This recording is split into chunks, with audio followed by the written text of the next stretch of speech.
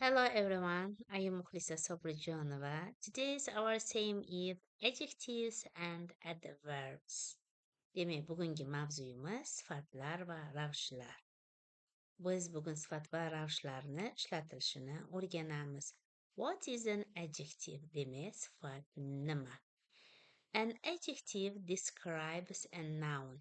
Demak, bizning sifatimiz otni tasvirlar ekan and answers.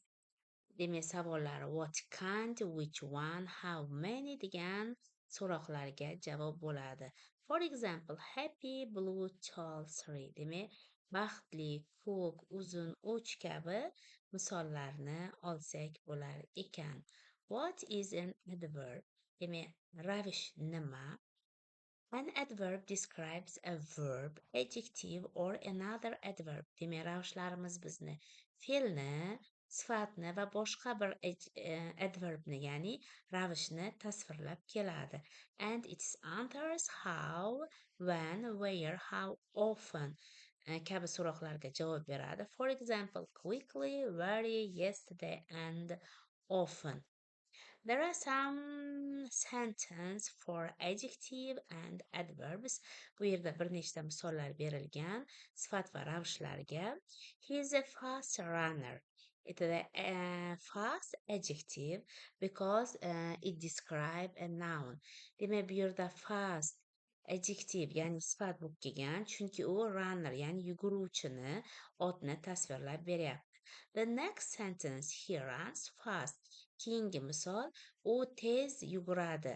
Fast bu yerda runs yuguradi, ya'ni verbni tasvirlab kelgani uchun biz uni adverb deb olamiz.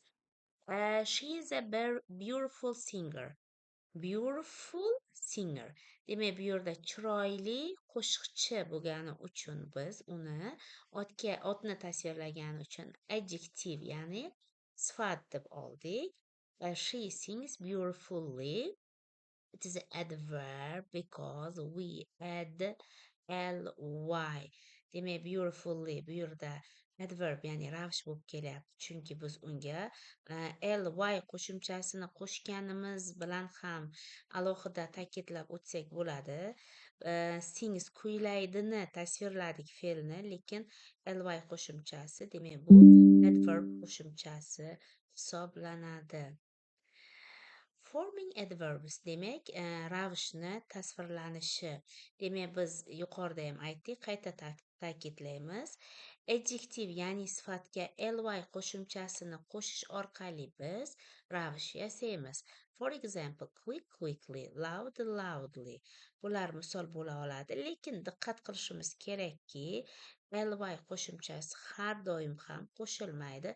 Ba'zi so'zlar sifatda ham, ravishda ham bir xil keladi. Misol uchun, fast, hard, well. Biz buni ravish yoki sifatliligini, demak, uni tasvirlab keladigan narsaga qarashimiz kerak.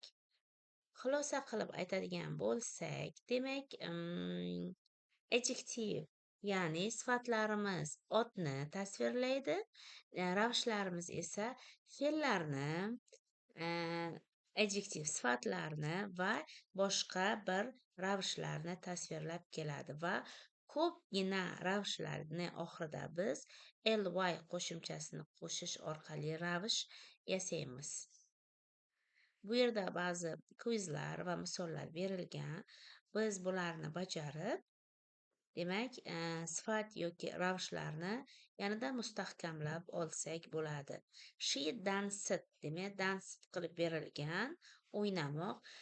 Graceful bo'ladimi, gracefully. Demak, e'tibor qilamiz bog'langan, tasvirlagan so'zini va shunga qarab misollarni bajaramiz. Ularni bajarish uchun sizga 1 daqiqa vaqt yoki videoni pauza qilib bajarishingiz mumkin. Bugungi mavzuyimiz shulardan iborat edi. E'tiboringiz uchun rahmat.